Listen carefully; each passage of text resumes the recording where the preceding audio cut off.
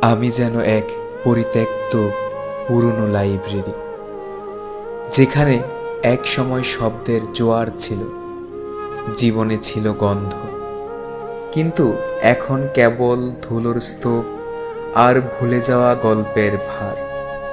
এই ভাঙন, এই ক্ষয়, এই নিঃসঙ্গ নিস্তব্ধতা, যেটুকু ব্যথা বইগুলোর ছেঁড়া পাতায় লুকোনো, ঠিক তেমনই লুকোনো আমার চোখের নিচে ঘুমহীন রাতের কালি। চোখে জমে থাকা শত প্রশ্ন, যেমনভাবে কোনো বইয়ের মাঝখানে রাখা চিঠির উত্তর আর কখনো খোলা হয় না। মনের ভেতরে যেন এক বিশ্রী শূন্যতা, যেমন পুরো ঘর জুড়ে জমে থাকা নিস্তব্ধতা।